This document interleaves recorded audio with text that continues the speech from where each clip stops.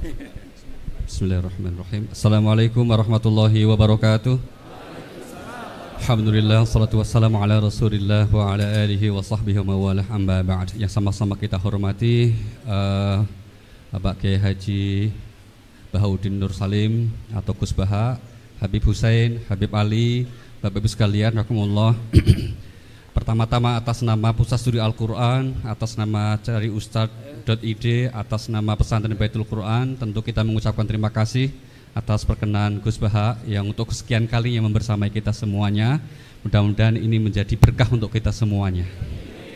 Kemudian yang kedua juga menyampaikan ucapan terima kasih kepada Bapak Ibu yang telah berkenan hadir. Sebetulnya tadi Gus Baha sudah menyampaikan ingin ngaji biasa aja seperti biasa dengan santri, tapi kemudian ternyata dibajak. Nah, karena yang bajak Habib Hussein, maka nggak berani nolak juga beliau, kira-kira gitu. Terakhir nanti kita mungkin akan ada sesi tanya jawab, kita berikan beberapa kesempatan, mohon dipersiapkan. Tiga maksimal tiga. Maksimal beliau sudah pesan 2 gitu. Nah itu nanti insya Allah kita beri waktunya dan kita akan sampai kajian kita akan sampai kurang lebih jam 8.00. Dan pesan terakhir untuk Gus Baha, nyun sewu, Gus Baha ngajinya katanya mungkin pakai bahasa Jawa, mohon Gus. Ya, karena Pak kalau bahasa Indonesia saya nggak bisa niru nanti kira-kira gitu. Terima kasih, semoga Gus, terima kasih. Assalamualaikum warahmatullahi wabarakatuh. Rabbi shrah li sadri wa yassir li amri wahlul 'uqdatam min lisani yafqahu qawli. Allahumma shalli wa sallim barik ala sayyidina Maulana Muhammadin wa ala alihi wa sahbihi ajmain, amma ba'du. Enggang sangat kula hormati Habib Ali Asgaf, Habib Hussein Asgaf, semua keluarga, wonten Mas Fikri, Mbak Nazila, semua ingkang kula hormati, Mas Nurdin sedanten ingkang kula hormati. Niki ngaos ilmu dulu apa ngaji ijazah dulu ini? Ini kok malah aneh. Buatan usah ribet. Buatan cek 1 2. Pakai ini, tidak usah ini aja.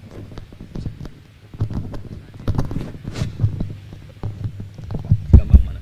Ini jelas. Nah.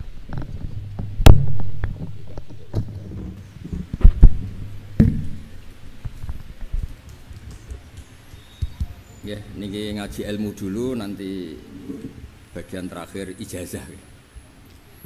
Bismillahirrahmanirrahim. Ini riwayatul Bukhari. Haddatsana Abdullah bin Yusuf, haddatsana Les, haddatsana Sa'id al-Maqburi an Nabi Hurairah radhiyallahu anhu qala an-nabiy sallallahu alaihi wasallam. Ma minal anbiya'i nabiyyun illa qad u'tiya minal ayat ma mithluhu amana alaihi al-bashar. Wa inna ma kana alladhi utituhu wahyan awhahu wa ilayya fa arju an akuna aktsarahum tabi'an yaumal qiyamah. Dados kita tahu semua nabi itu punya mukjizat, ya, semua nabi itu punya apa? Mukjizat. Mukjizat itu hal yang luar biasa yang memastikan manusia itu tidak bisa menyainginya atau menandinginya. Dan rata-rata mukjizat nabi dulu itu fisik. Misalnya ontanya Nabi Soleh itu kan onta tapi keluar dari batu, itu kan aneh, aneh sekali. Atau tongkat Nabi Musa bisa simsalabim mengeringkan laut apa? Merah. Semua nabi itu punya mukjizat dan semuanya berbentuk fisik. Kecuali mukjizatul Rasulullah Shallallahu Alaihi Wasallam itu berupa Al-Quran. Al-Quran itu konsep ilmiah. Terus kata Rasulullah Shallallahu Alaihi Wasallam, tapi saya karena Quran itu justru berharap pengikutku besar dan sampai hari kiamat. Sekarang kita logika ya. Andaikan kamu punya tongkatnya Nabi Musa, kalau kamu suka uang, kepikirannya dijual apa dipakai? Kalau kamu suka uang, dipakai. Kalau kamu ahli suudon itu pikirannya ndak, ini asli ndak. Karena yang melihat di Turki itu ya sebagian gitu. Kalau yang suka perdukunan itu bayangkan itu miliknya. Mungkin dipakai ngakali orang atau apa, pokoknya bayangkan itu miliknya. Kalau yang kolektor pikirannya itu nanti ini laku berapa. Tapi kalau peneliti mungkin pikirannya itu ini asli apa enggak? Bukti aslinya apa? Repot lah. Lagi pula kalau kamu punya utang terus mau apa? Istri kamu marah mau apa? Kalau pakai tongkat. Nah, beda dengan mukjizatnya Quran itu semuanya apa? Ilmiah. Orang yang sedang harmonis dengan istri bisa pakai ayat di antara ayat-ayat Allah itu apa? Wa ja'ala bainakum mawaddatan warahmah. Nanti kalau ditakdir cerai, saya tidak menyarankan cerai. Kalau ditakdir cerai, itu masih dimotivasi sama Allah, wa iyyatafarraqa yughnillahu kullam min sa'ati. Jika suami istri itu cerai, jangan-jangan suaminya dapat istri lebih baik, istrinya nanti dapat suami lebih baik. Jadi yang masa lalunya dianggap prahara. Kan banyak orang suaminya meninggal, ketika nikah lagi ditanya, kangen sama suami pertama, alhamdulillah ini lebih baik. Padahal suaminya yang meninggal itu berharap istrinya ini kangen, ternyata dia sudah syukur dapat suami yang lebih baik. Jadi Quran itu menunggui kita ila yaumil qiyamah. Kita tidak bunuh diri, itu ya barokahnya Quran. Karena problem apapun kita dinasihati apa sabar, apa dinasihati sabar. Kan nggak mungkin kamu pegang tongkatnya Nabi Musa, punya masalah apa saja ngelihat tongkat, bisa apa tongkat. Tapi kalau Quran kan nasihat, solusi. Makanya Nabi berharap dengan Quran ini, saya berharap pengaruh saya, pengikut saya terbanyak ila yaumil qiyamah. Terus beliau dikomentari begini sama, ini Fathul Bari, sarahnya Bukhari. Al-muradu anna mu'jizatil anbiya inqaradat binqiradi a'sorihim falam yusyahidha illa man hadaraha. Problem mukjizat nabi-nabi dulu itu kan fisik, sehingga yang tahu kalau Nabi Soleh punya unta yang ajaib itu yang tahu ya hanya yang hadir saat itu. Yang tahu kalau tongkat Nabi Musa bertuah itu juga yang tahu hanya yang hadir saat itu. Selebihnya tahu tongkat ya di museum.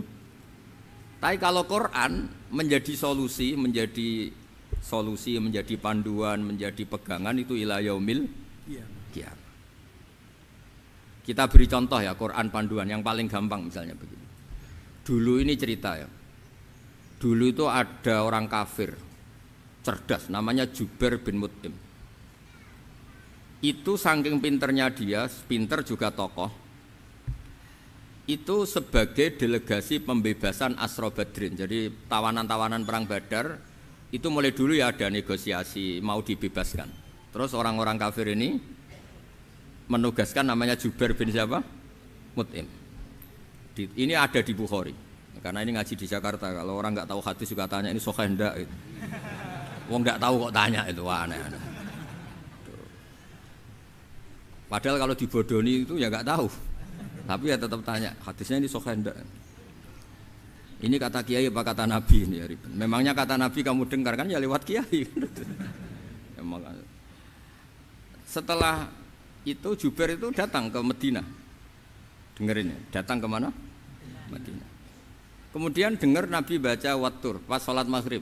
Jubair karena Nabi dulu gak ada hotel, gak ada pondok ya. Pondoknya Nabi hanya Sufah itu. Nabi baca maghrib, bukan diskusi, bukan debat, baca Wattur wa kitabi mastur fi raqim mansur wal baitil ma'mur wasaqfil marfu wal bakhril masjur terus.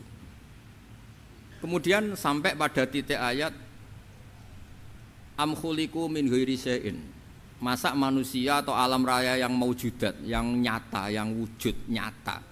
Kemudian asal usulnya itu ketiadaan. Ini kan hadhil alam maujud, alam ini kan nyata. Masa sesuatu yang nyata penciptanya itu tidak nyata. Jadi nggak mungkin ada faham nihilisme. Kalau faham nihilisme berarti melahirkan teori begini. Al adamu yakhluqu maujudan, sesuatu yang tidak ada menciptakan yang itu kan akal nggak bisa nerima. Kalau sesuatu ini ada, penciptanya pasti ada. Terus akhirnya Jubair bin Mut'im itu simpuh di depan Rasulullah terus bilang, ya Muhammad kada qalbi ayatir, hampir saja hati saya terbang. Kalau riwayatnya Imam Ahmad, faka'an nama sudi qalbi, hati saya ini hancur. Semua teori yang saya bawa untuk melawan kamu sekarang luluh semua, hancur semua. Yang benar adalah teori Anda bahwa Tuhan itu satu dan Tuhan itu ada sebelum semua makhluk. Coba kalau Nabi Muhammad ada Jubair bin Mut'im terus menyembunyikan tongkat dekat mihrab, terus dilihat ini apa, paling pikirannya ini dari kayu apa. Terus yang bentuk tongkat itu tukang pemahatnya siapa? Kok kurang keren, kalau di Blitar gimana ya? Kan malah panjang. Kira-kira kalau mukjizat itu dari tongkat itu malah panjang. Panjang lah pokoknya, panjang. Lagi pula kamu coba kan nggak ngarah mandi, itu yang mandi kan nabinya bukan tongkatnya. Coba tongkatnya Nabi Musa dicoba anak-anak beki itu. Dipakai mukul kucing aja tidak mesti mati itu.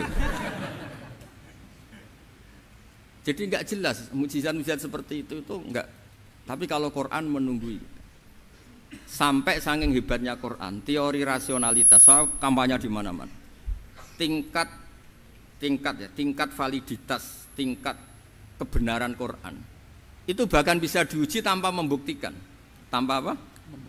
Cukup pakai akal. Saya tidak bosan-bosan cerita ini karena ini khazanah kita. Di kitab Nailul Ma'mul itu, di kitab Usul Fikih. Saya berkali-kali cerita ini karena ini untuk menunjukkan bahwa Quran itu liqaumi ya'qilun, liqaumi yatafakkarun. Ada seorang kiai, seorang ustadz, kiai dulu itu ya memang orang soleh, alim terus jadi kiai.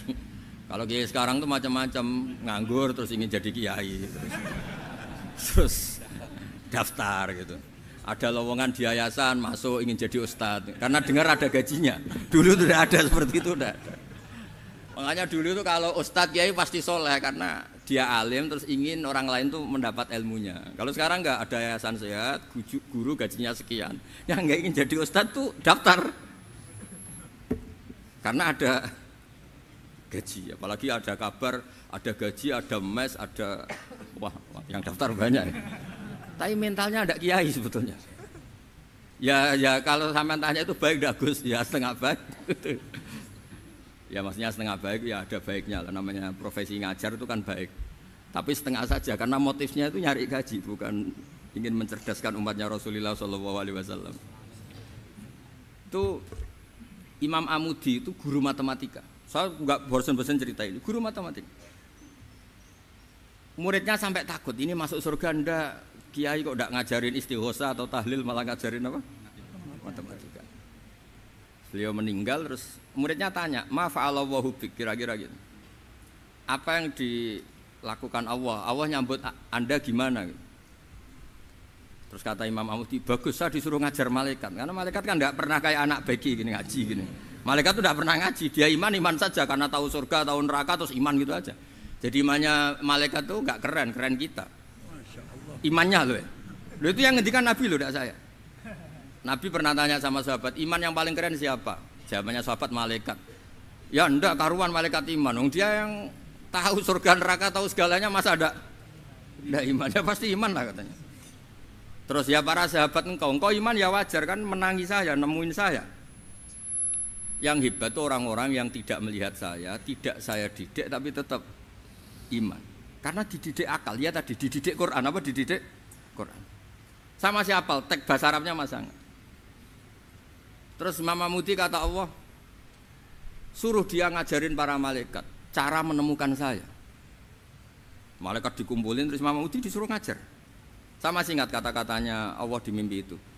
Istadilla ala wahdaniyati bihadrati malaikati, tolong ajarkan cara menemukan saya padahal Anda ini manusia yang tidak melihat saya. Anda di Jakarta kan hanya gedung-gedung, paling jadi khayal terus nikmat lah, Anda ikut punya tapi ikut nikmati. Itu orang desa-desa kalau ke Jakarta itu pokrol, wah di Jakarta itu gedungnya tinggi-tinggi, tidak kayak kampung sini, lo udah ikut punya ikut bangga. Di Jakarta orangnya cantik-cantik, tidak kayak orang sini. Padahal dia ya tidak dapat orang cantik gitu. Jadi Allah itu saking pinternya, miskin-miskin ya bisa berkhayal dan bahagia. Nah, itu alhamdulillah betul. Akhirnya itu apa ini anak-anak begini saya tak niati ngajar standar anak-anak akademik. Terus pertama yang diajarkan hanya bilang gini, sama siapa teksnya? Ya malaikat wahai para malaikat. Terus beliau bilang, nisbatus naini wassalasah ila malanihayata lahu nisbatul far'i ilal asli. Angka itu jumlahnya berapapun 2, 3 sampai triliunan. Semuanya itu nisbatul far'i ilal asli. Binisbat ilal wahid nisbatul far'i ilal asli. Angka 2 ya cabangnya 1, 3 ya cabangnya 1, 1 triliun ya cabangnya 1. Tetap yang asal usul adalah angka 1. Itu nangis semua malaikat. Cara Jawa itu mandekman kowe iman kaya imanku. Makanya imannya ummatu Rasulullah SAW itu PD-nya, yakinnya kayak imannya malaikat. Kalau Tuhan itu 1. Karena angka enggak bisa dimulai kecuali dengan angka satu. Makanya nisbatus naini wassalasah ila ma la nihayatalahu iku nisbatul far'i ilal asli. Semuanya itu nisbatnya cabang ke induk.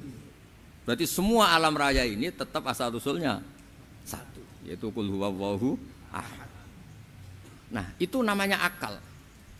Umatnya Rasulullah itu ditinggali mukjizat akal lewat panduan Quran, sehingga meskipun kita tidak menangi Rasulullah, tidak menangi sahabat, kita tidak tahu malaikat Jibril, tapi cara iman kita ini tidak kalah keren. Yakin, hakul, yakin.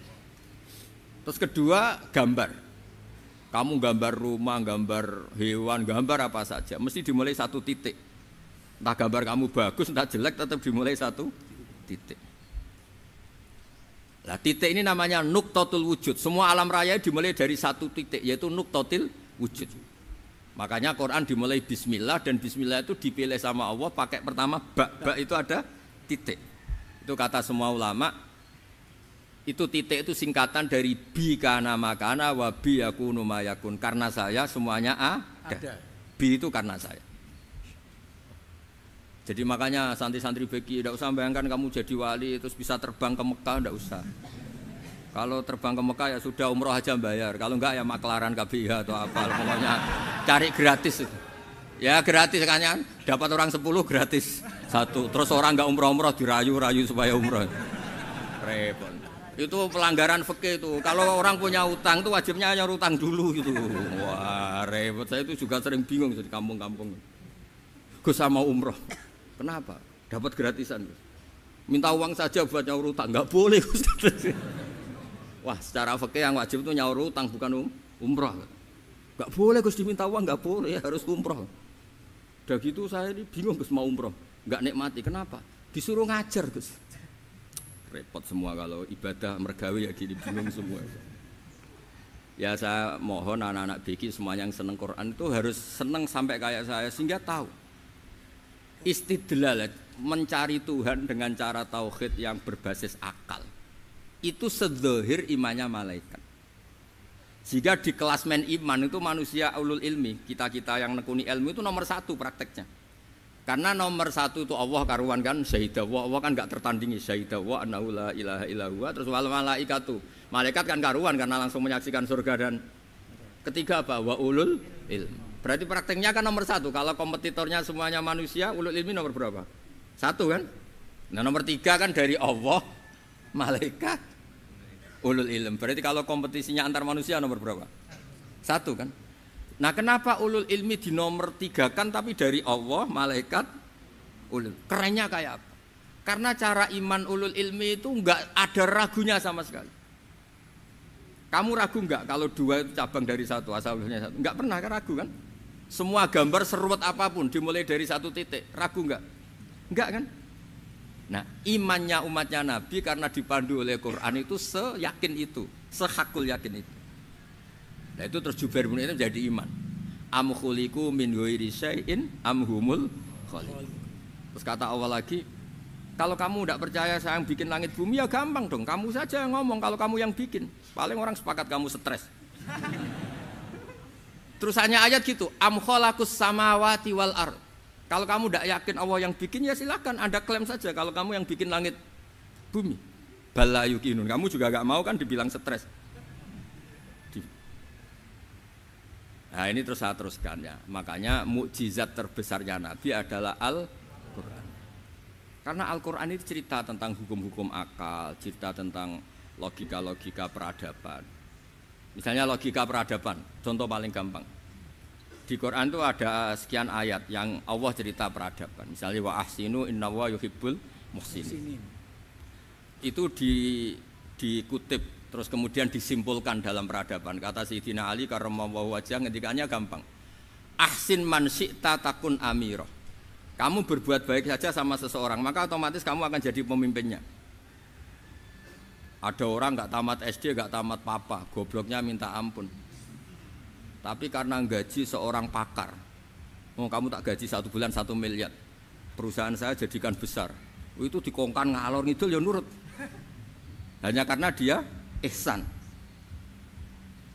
Terus wastaghni amman syi'ta takun nadhira. Saya ulang lagi. Wastaghni amman syi'ta takun nadhira. Dan kamu jangan butuh orang lain siapapun dia, maka kamu akan setara. Misalnya ada menteri orang antri mau salim, tapi kamu tidak butuh kan tenang saja. Tapi kalau kamu butuh, habis kamu. Ya kan, kamu tidak butuh seseorang maka kamu posisinya akan setara. Kamu harus sopan karena punya utang jasa. Kalau nggak punya apa-apa kan setara. Ya enggak? Misalnya kamu jajar rektor atau jajar menteri, jajar apa saja. Kalau kamu tidak punya utang kan, kamu jajar menteri tidak punya utang. Sama jajar satpam tapi punya utang, takut mana?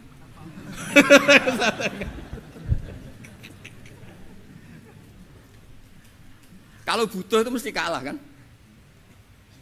Ada pejabat misalnya nggak begitu cantik sama perempuan cantik yang kamu butuh ingin dicintai, takut mana? Padahal nggak jelas orang ini pangkatnya apa, nggak jelas. Jadi dalam hukum sosial itu kata Sidin Ali, wastaghni aman syi'ta takun nadhira. Kamu jangan butuh seseorang maka kamu akan setara. Terus yang terakhir, wahtas ilaman syi'ta takun asiro. Asiro pakai sin. Dan silahkan butuh seseorang maka kamu akan jadi budak dia. Ya coba misalnya Anda seorang profesor, seorang alim, seorang kiai top. Misalnya mencintai janda di ujung kampung sana, jalan kaki 2 kilo. Padahal itu gak tamat SD, tapi gara-gara seneng kacau kan, logika kepangkatan hilang semua kan. Jadi itu hukum peradaban. Itu mewakili isi-isi sosial yang diterangkan Quran. Ya, dari paketnya 3 tadi ya. Ahsin man syi'ta takun amirah. Kamu berbuat baik sama seseorang maka kamu bisa memimpin. Wastaghni amman syi'ta takun nadhira. Kamu jangan butuh seseorang maka kamu akan setara. Mbok kamu ketemu orang terkaya di dunia. Ya ketemu orang terkaya di dunia, kamu jejer, kamu tidak butuh dia. Tenang kan bisa setara kan? Tapi kalau butuh harus sopan, ngajukan proposal, harus berakhlak karimah. Makanya sekarang Anda kok berakhlak kenapa? Ternyata mau nyalek. Biasanya ndak berakhlak kok berakhlak. Ada apa ini? Makanya guyonan di Rembang itu Beb Husain itu. Kalau ada orang mendadak sopan sama temannya curiga, kok tumben sopan, mau utang ya?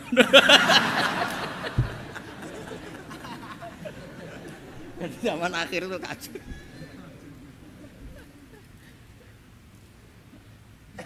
Ya di semua daerah gitu ya sama Pak Rektor ya.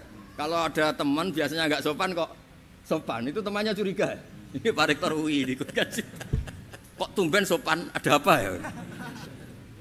Karena di mana-mana orang butuh itu pasti beretika. Kamu punya teman paling berdua, kalau mau utang berakhlak gak? Atau misalnya kamu punya adik cantik terus punya teman berdua, kalau cinta adik kamu berakhlak gak? Biasanya nggak sama sekali nggak berakhlak. Gara-gara butuh menjadi berakhlak. Ya jadi hukum sosial itu ya kuncinya 3 tadi. Ahsin man syi'ta takun amira.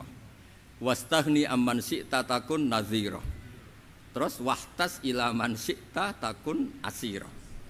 Kalau kamu butuh seseorang pasti kamu dibikin hina. Asir itu tawanan.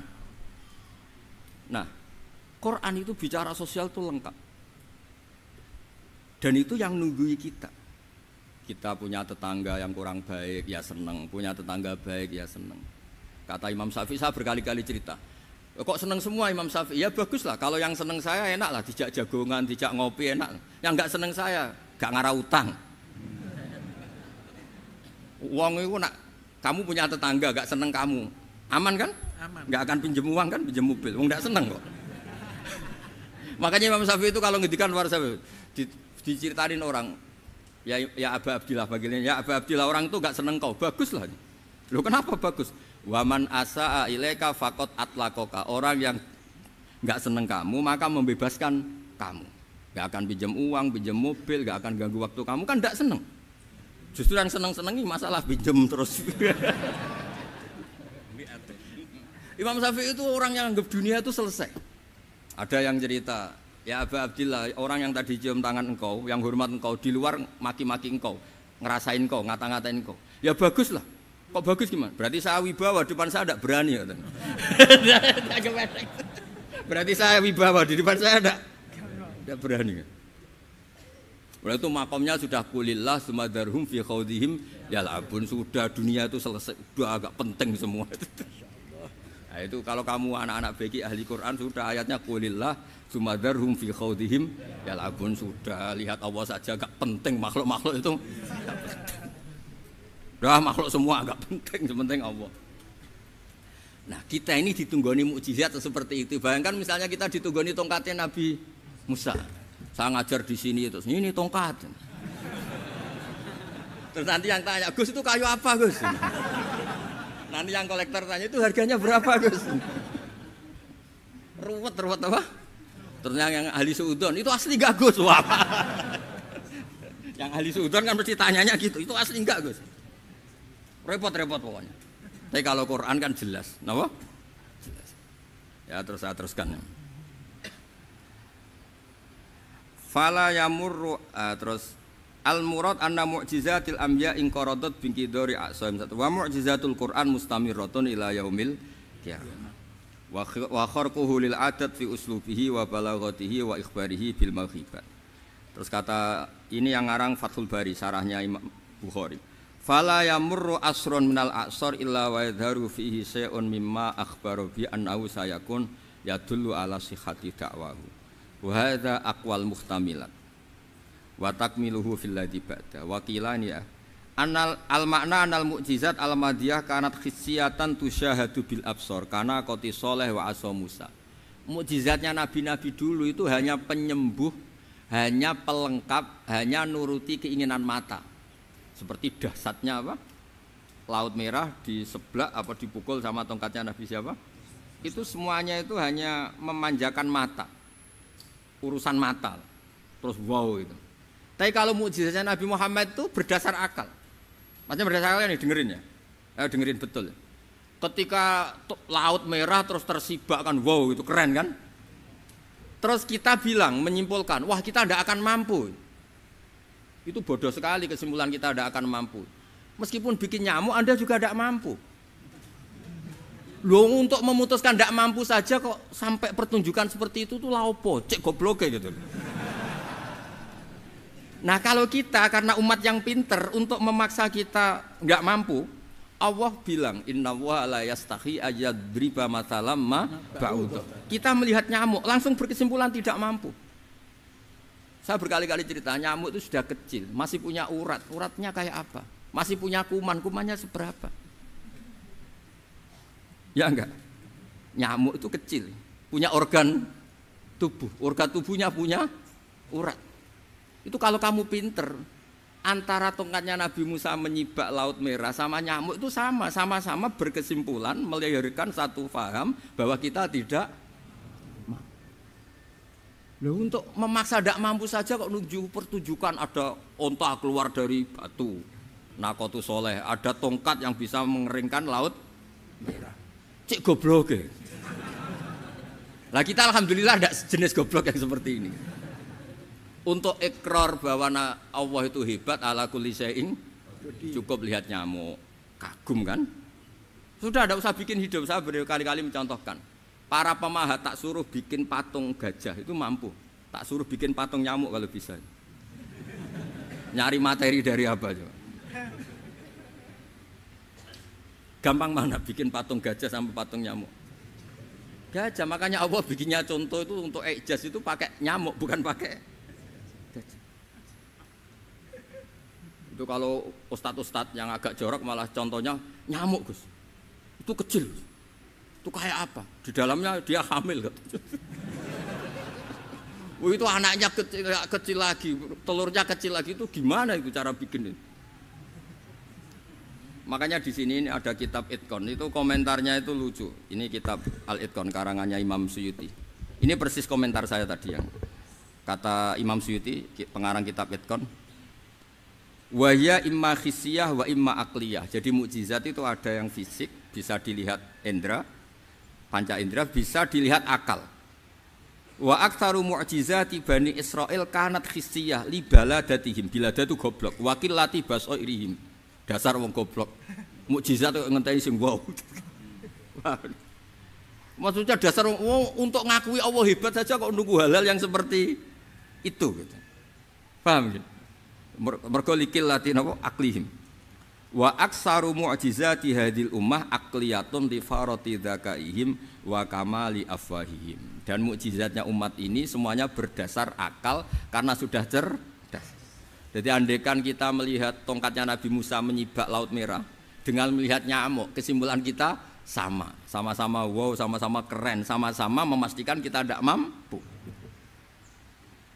Makanya terus Quran menerangkan ya wa ma min dabatin fil ardi wala ta'iri yatiru bi janahihi illa umamun amsalukum. Jadi keseharian kita lihat burung kok terbang. Itu sudah ayatun min ayatillah. Paham nggih? Dados niki kita bangga ditunggoni napa Quran, nggih ditunggoni napa Quran. Wa mu'jizatul Quran tusyahadu bil basirah fayakunu mayattabi'u li ajlihi aksar. Terus li annal ladzi yusyahadu bi ainir ra'si yang qaridu bin qiradi musyahidi. Sesuatu yang tampilan dahsyatnya itu disaksikan mata, maka itu bisa habis. Era tongkat Nabi Musa seperti itu habis enggak? Bisa mengeringkan Laut Merah, habis kan? Tapi era mukjizatnya Quran ila yaumil qiyamah. Ya contoh sosial, saya kembali lagi ke sosial. Kamu punya teman awet atau punya istri awet, itu konsepnya ya wal kadhiminal ghaidh, agak gampang tersinggung. Coba kalau kamu setiap tersinggung putus, setiap tersinggung habis, kamu tidak punya teman, tidak punya istri. Sampai kita awet seperti ini, kalau kecewa ya wal kadhiminal ghaidh, ngempet. Termasuk saya ini, biasanya ngaji khusus terus bajak gini ya kecewa.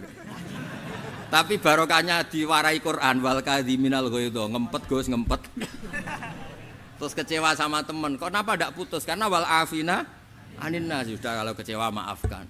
Coba kalau kita kecewa presiden demo, kecewa menteri demo, kecewa orang tua minggat, ya kalau dicari, kalau tidak kan malu. Saya itu punya teman tak tanya, kecewa Gus sama bapak itu, kenapa tidak minggat? Malu. Kenapa malu? Takut gak dicari.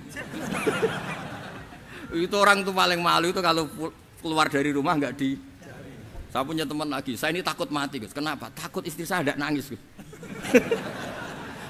Itu kematian terburuk itu kalau sudah mati tahu istrinya ada nangis, itu malu betul itu. Makanya jangan mati, pokoknya pastikan orang sekeliling Anda nangis itu baru berani mati, kalau tidak jangan. Ya jadi mukjizatnya Nabi itu luar biasa. Walladzi yusyahadu bi'ainil aqli bakin yusyahiduhu kullu man jaa ba'dal awali mustamirran. Sesuatu ilmiah, sesuatu agama atau apa saja yang logis itu akan abadi ila yaumil. Kayak tadi ketika kita kecil diajari apa? Wujud, qidam, baqa, mukhalafatul hawadisi, qiyamuhu binafsihi, wahdaniyat, qudrat, iradah. Itu ila yaumil qiyamah. Karena kita pasti punya logika tadi. Masa alam raya yang maujud didahului ketiadaan. Kemudian ketiadaan ini kita rumuskan, ketiadaan inilah yang bikin alam raya. Di mana-mana nihilisme, ketiadaan ya layu asfiru say'an, namanya tiada ya tidak punya akibat apapun. Yang punya akibat apapun ya sesuatu yang wujud. Lalu itu kan ila yaumil qiyamah, sampai kapanpun teori itu akan nunggui kita ila yaumil qiyamah. Tapi kalau tongkat Nabi Musa ketika kita tidak melihat kan punya alasan tidak ngandel, Musa tidak tahu. Tapi kalau kamu seperti ini, orang paling mulhid sekalipun, paling ateis sekalipun, terus ditanya, bisa enggak Anda mulai angka di luar angka 1? Tidak bisa kan? Makanya benar Imam Amudi tadi, ketika diminta Allah, istadilla ala wahdaniyati bi hadrati malaikati, tolong ajarkan kenapa manusia begitu yakin kalau saya ini satu, padahal mereka tidak melihat saya. Terus beliau ngendikan apa? Nisbatus naini wassalasa ilal wahid nisbatul far'i ilal asli. Angka 2, 3 sampai enggak terbatas, semuanya dibanding angka 1 itu nisbatul far'i ilal asli. Semuanya itu cabang dari angka 1. Itu mbok siapapun enggak usah ditunggoni nabi, enggak usah ditunggoni wali. Logikanya akan seperti itu. Itu yang dimaksud apa? Walladzi yusyahadu bainil aqli bakin yusyahidu kul man ja'a badal awal mustamir. Ya ini masih ada waktu seperempat, ini ijazah. Kalau ijazah enggak boleh tanya, ijazah ini. Dan itu yang fotokopi lebih besar itu ijazah.